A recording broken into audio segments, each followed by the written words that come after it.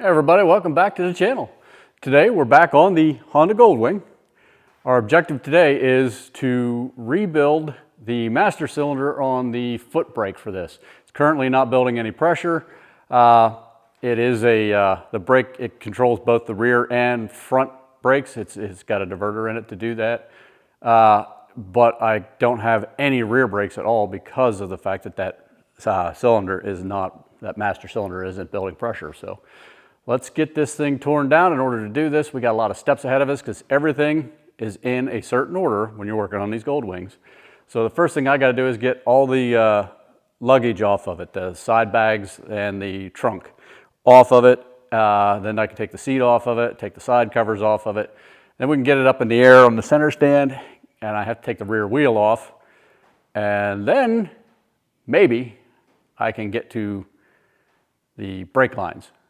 I can get to the cylinder, the master cylinder, just by taking the side covers off, but I can't get to the brake lines to get anything on them because of the tires in the way. So yeah, fun times. Let's see if we can get that thing off of there. And by the end of this video, have that thing rebuilt and have some rear brakes and have that foot pedal working like it's supposed to.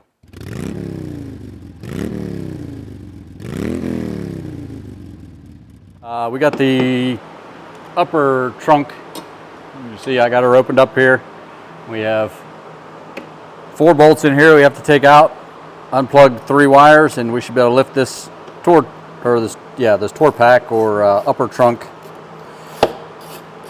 See the Harley guy in me calling it a tour pack. I don't know what they call it on the Goldwings.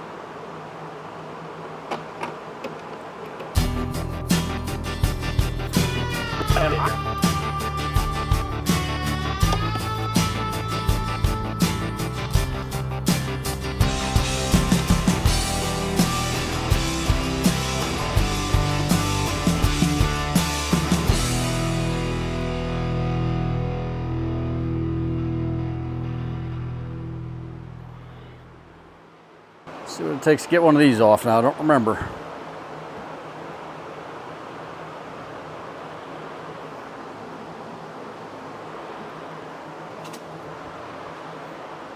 Bottom and sides. So I got a bolt here and here, and then 2 on the bottom.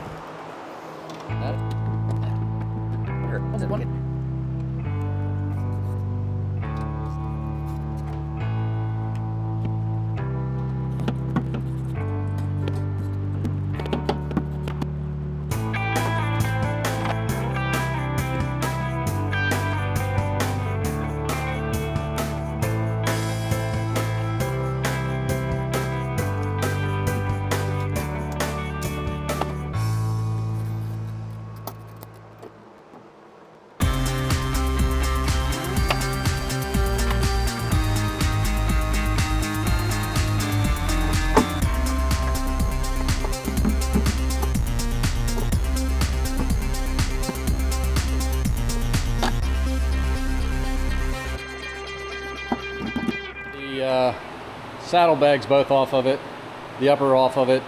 Got it up on a center stand. Now we got to take this rear fender section off so that we can get in there to get that rear tire out of there.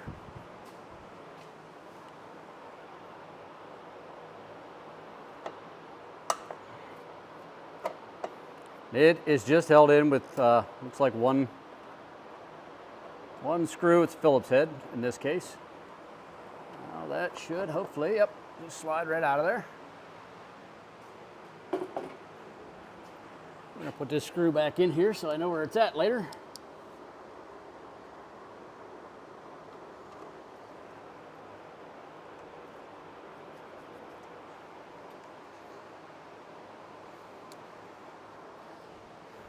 Now, as I said, she is up on the center stand, so must be in gear.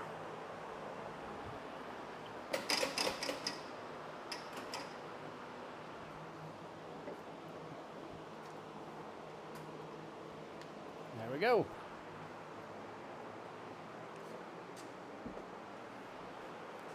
Okay, next up, take this shock bolt out, swing it up out of the way, and then take this off. Which this shock bolt is a 12 millimeter. This is 27, but I don't have that, so I'm going to use 1 1/16.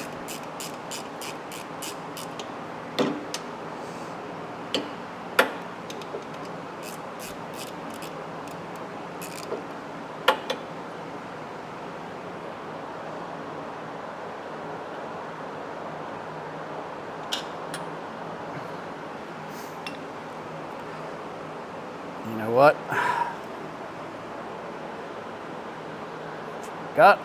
Need to air these down.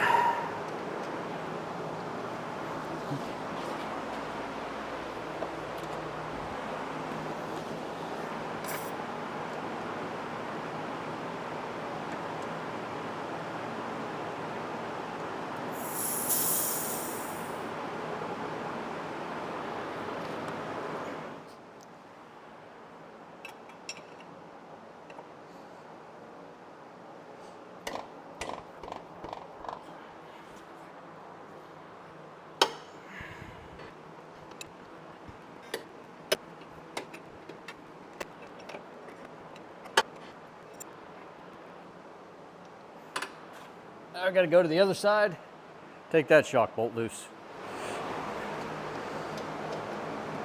And that was a different size. Of course it is, why wouldn't it be?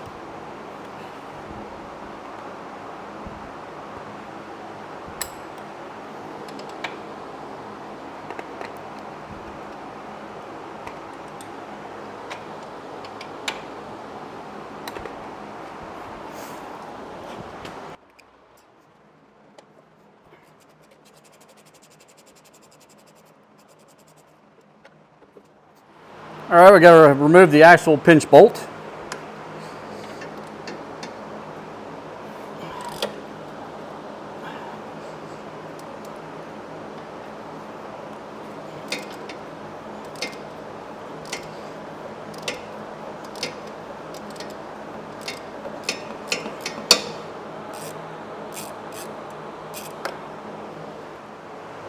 All right, the next step is we have to jack up the rear axle, or the rear swing arm, excuse me, not the axle, rear swing arm up in the air high enough so that this bolt will clear the exhaust to go that way.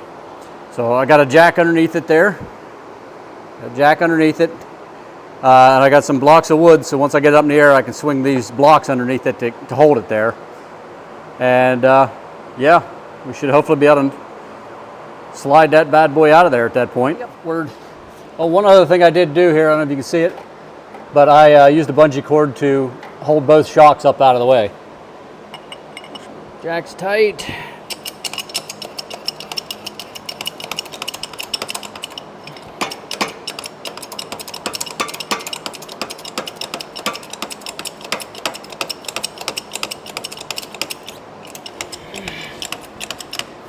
Should be high enough. I got a jack stand under here just to help in case this jack wants to bleed off on me. I'll be driving that out.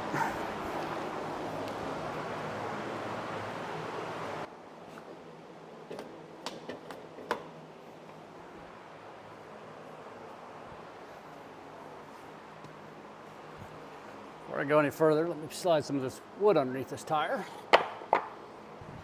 Now the tire shouldn't drop on me.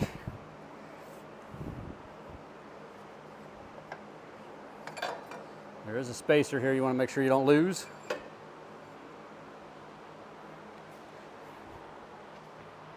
Now, should be able to drop this tire down.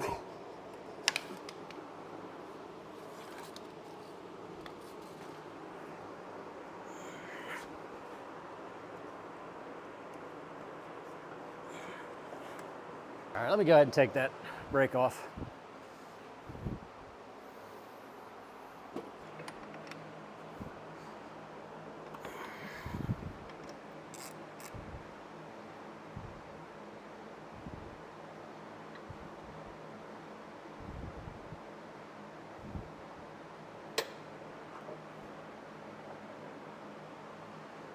Now, slide this thing this way, that should disengage it.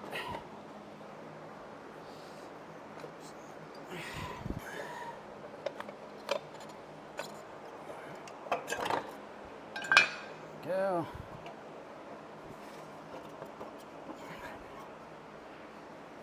Just enough, hopefully.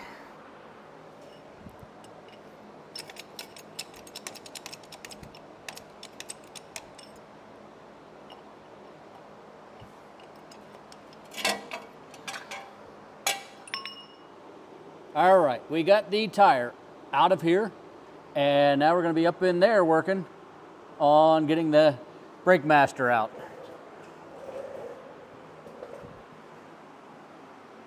As soon as I remember where I put the wrench. Where did I put the wrench? There it is. All right, this is a 10 millimeter.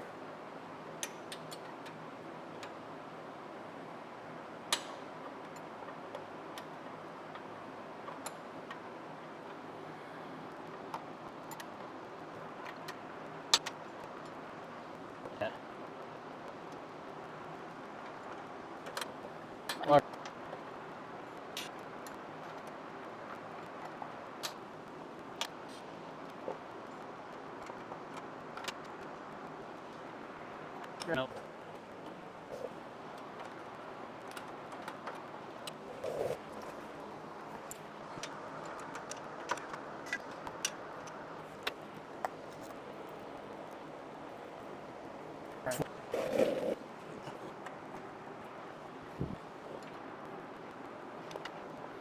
Yep. All right, we got both brake lines off in here. Had to take that tire off because you could not get a brake line wrench or any kind of wrench on these to break them free. It wasn't enough room to swing anything or to grip anything without getting in from the backside. But now I got these loose so we can pull these out. And that part should come out of there, I believe. Well, no. We got a linkage here still. All right, we got it apart. Move this tire out of my way. We got it out of there. I got the dust boot popped up. There's a little circlip down in here, a little ring clamp, whatever you want to call it, ring clip. I got to try to get out, and I should be able to pop this piece out and start the rebuild.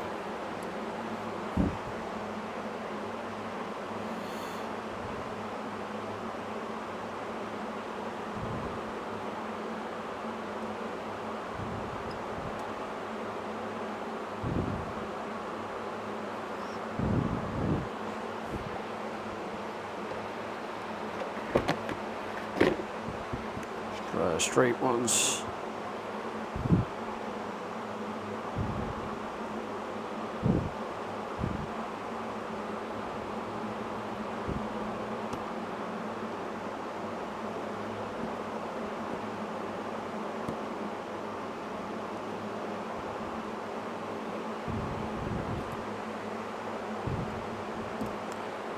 Got this little clip out of it.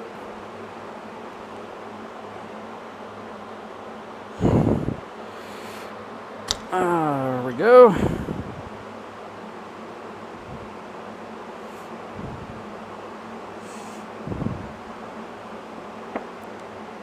Oh.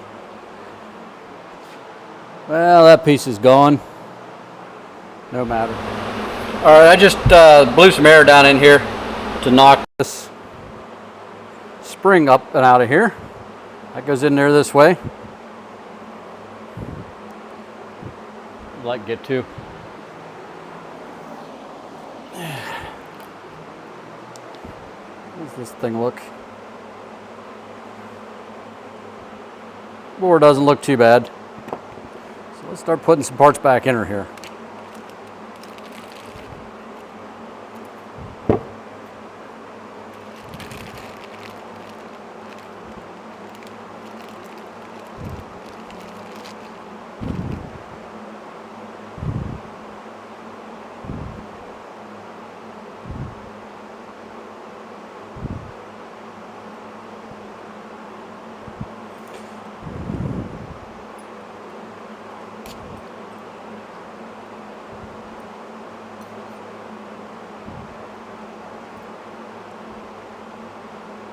Get a brush to clean that.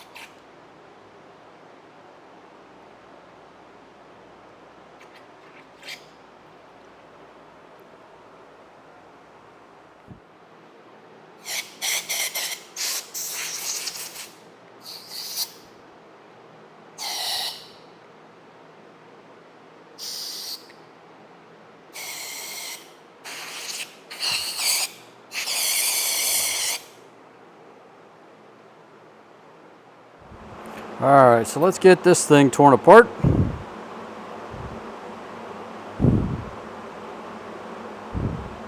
Let's get this apart and get the get this new boot put on here like this. All right, we got the end off of that. So that takes that off. Let's put this one on. Okay.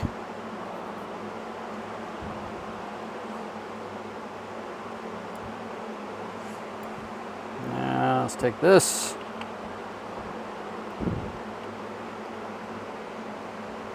A little assembly grease.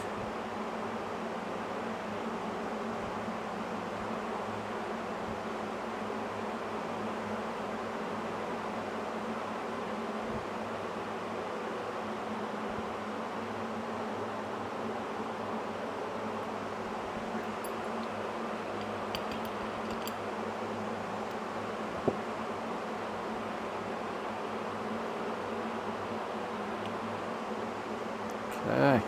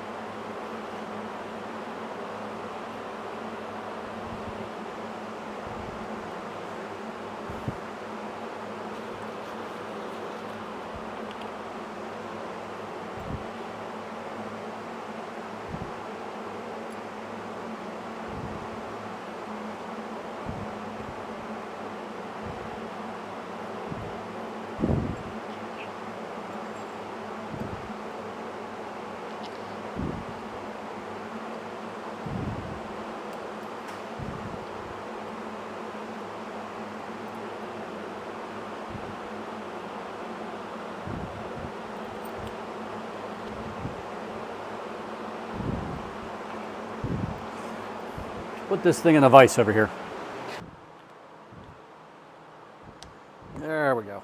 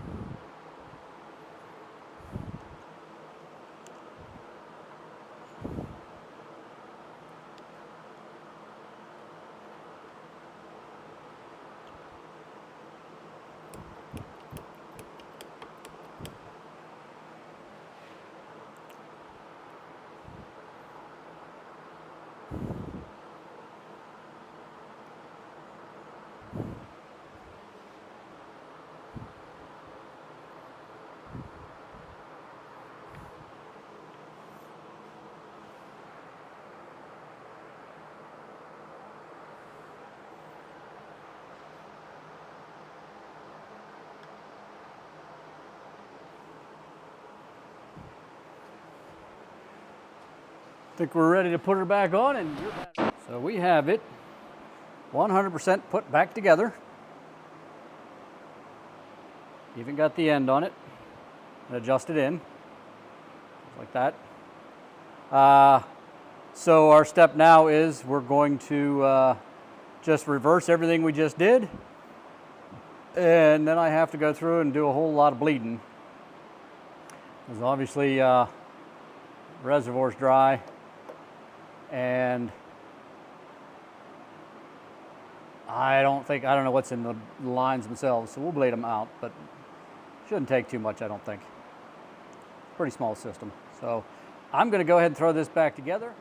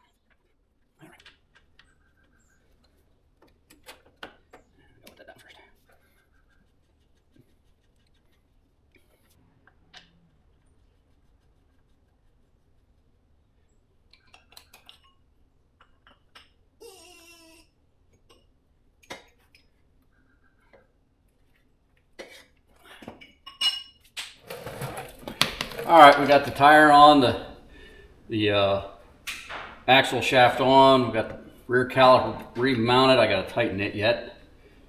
We're gonna get these shocks on here.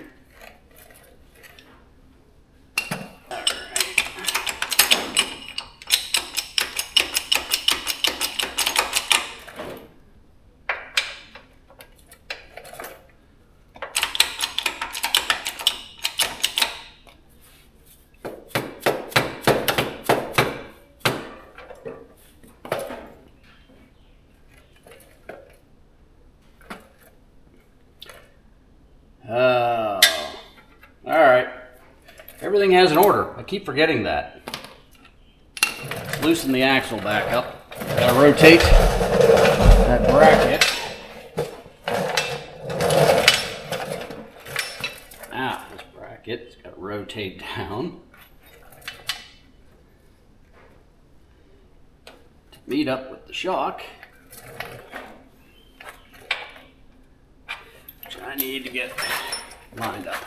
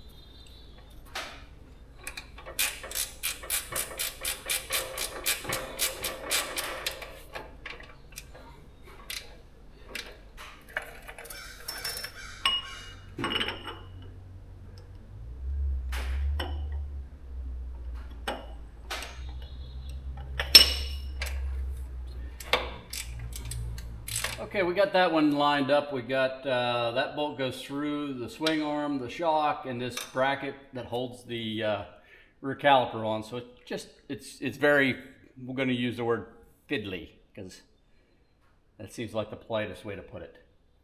But let's go do the other shock.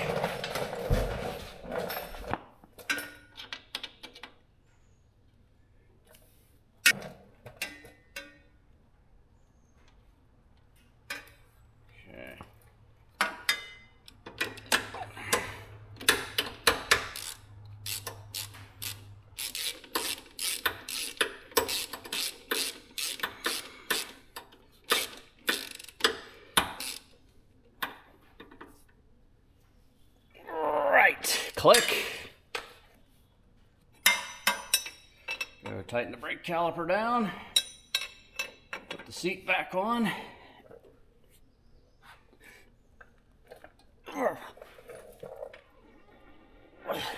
Okay, I think we got that snug. Yeah, that was the torque, I'm sure. Sure, that's the torque specs on it.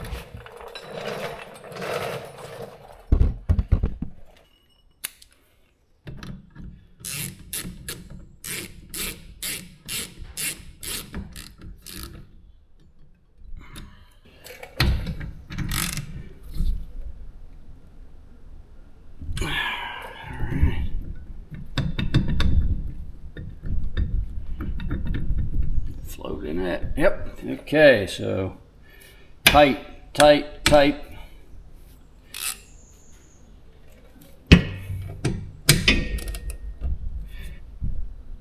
Tight. Axle nuts tight, shocks tight on that side. That should be the whole rear wheel. So let's put the seat back on it and then this lower fender piece back on. And we can put the side bags and hard bag back, all the hard bags back on. And then we can bleed the brakes. Maybe I should do that before. Definitely should do that before. Let's get some fluid in here and bleed these brakes out.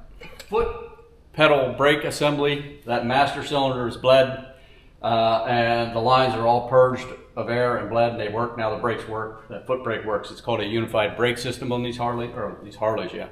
On these Honda Goldwings, maybe other brands too, but what it does is that foot pedal works this brake caliper and the front right brake caliper at the same time. So to bleed it, I bled the front one first and then came back and bled this one. According to the manual, that's how you're supposed to do it. So we got the brakes working, everything's reconnected. So let's go through here and get the seat back on and then we'll start putting luggage back on. I don't think there's, oh, I gotta put that fender piece back on. So let's get this thing all reassembled and maybe we can get a battery in it, fire it back up again and actually go for a little joyride on this thing at some point here.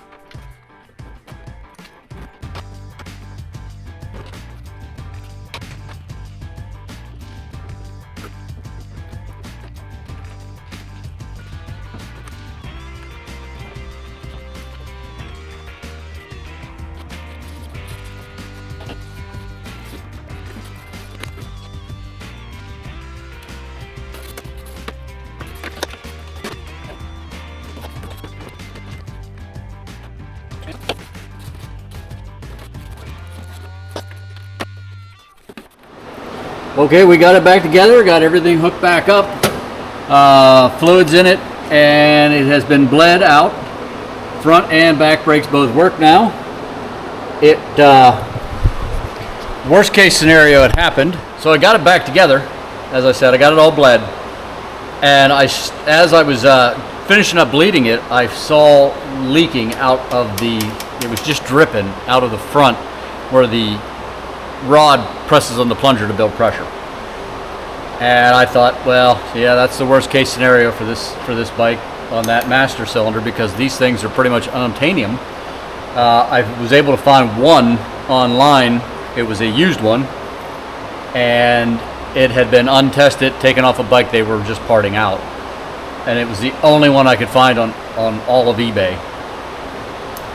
So obviously I wasn't going to mess with that. That's why I rebuilt this one. And then this one leaked, and I thought, well, that was it. You know, the bore in it looked a little sketchy when I took it apart, and either way, I thought, well, it is what it is. So we were going to I was going to take everything back apart and maybe try the used one on it, but I left it set overnight, and I think we got super lucky with it, in the fact that I think just that fluid sitting there against the rubber seal inside that on that plunger ended up swelling up a little bit, and actually it's sealing now, so you can build up pressure, and it's not leaking anymore. It's not weeping, it's not dripping, nothing. So, you know, awesome. So at this point, the last thing I want to do is we were going to, I said it initially with this bike, I was going to take my mother-in-law for a ride on it. This was my father-in-law's bike. They used to ride on it everywhere. I was going to take her for a ride on it, but turns out she would rather just sit on it one last time. So we're going to do that. I am going to take it for one last ride. Well, I say one last ride for our family. Just a short little ride, nothing fancy. But then I think what we're going to do, I was going to keep it, but that was kind of selfish, because I knew I was not going to ride this bike like it needs to be ridden. So what we're going to do is we're going to put it up for sale, and we're going to get this thing moved on to somebody who can love on it as much as it deserves to be loved on, and ride it like it should be ridden. But for now, I got to button up a couple last minute items here. We're going to give it one last quick wash down, and then as soon as she arrives, she's going to get on it and, you know, just have a seat on it for a minute and just kind of reminisce. I'll probably show a quick clip of her doing that, but it won't be anything too long, because, you know, it's just kind of a personal and private moment for her. So let me get this thing cleaned up a little bit here, and then we're gonna, like I said, I'm gonna fire it up here at some point and take it for a quick little ride and try to get some video of that, just so we can see this thing running again. I just put the battery back in it. I charged it overnight. I still have to inflate these rear shocks, and the fluid level is good. I just checked it on the brakes all the way around. Again, this thing needs new tires to really go for a good ride on it. These tires are holding air and have plenty of tread, but I mean, they are so old that even the ride I'm taking is going to be very slow. I don't want to put any real heat into these tires. I'm afraid they'll just pop. So I don't have a lot of faith in them. I don't see any checking in them, but there's, like I said, this bike has been sitting for over 12 years when I got it running, and it's been another 8 months since then. So it's been inside out of the weather, but it's still been a long time, and that's old tires on a motorcycle. That's not cool. So yeah, let me get it wiped down and cleaned up a little bit before she gets here, and then afterwards we're gonna fire it up and go for one last ride.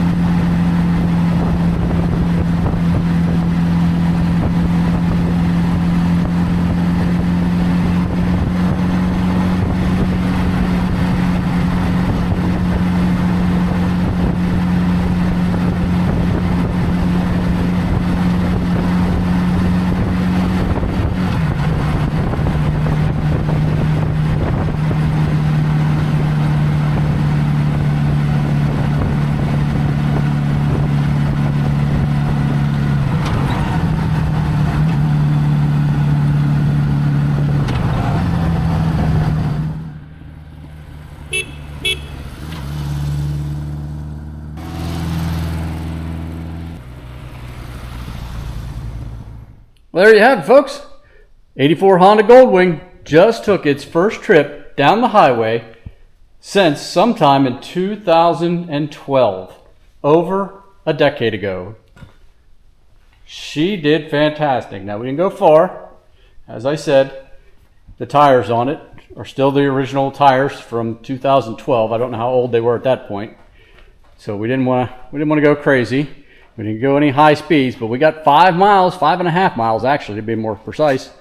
5.5 miles on it, and it rode like a dream.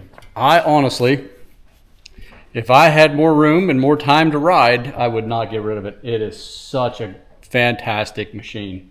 I am truly impressed. I understand now why so many people love them. They have their quirks and their little issues and things like that, and they're kind of a pain to work on because you got to take everything apart to do anything on them. But once you get out on the highway, I completely understand it. As I said, though, unfortunately, because I'm not going to ride it, and we think this bike should be ridden, it should see its time on the highway. That's what it was built to do.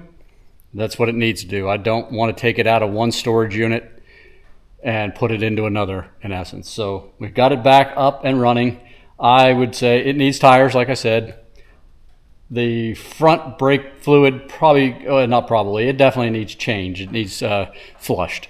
The rears have already been flushed. The front could use flushed.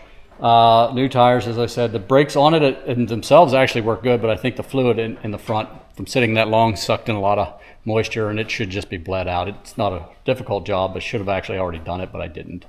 And then an oil change. It had a pretty recent oil change when it got parked, but again, it got parked in 2012, so now that we know it's up and running good, it would really be beneficial to flush out and fill some fresh oil in that thing, just because it really has earned it. But either way, that is going to do it for this episode. I hope you guys enjoyed it. Again, we're going to put this bike up for sale. Hopefully by the time you guys see this video, this bike is already gone, but either way, just because I want to see it back out on the road. But thanks for watching. Hopefully you enjoyed it. If you did, consider hitting that like button. Also consider subscribing. Both go a long way towards helping the channel. Both will cost you nothing. Thanks for watching. We'll see you on the next one.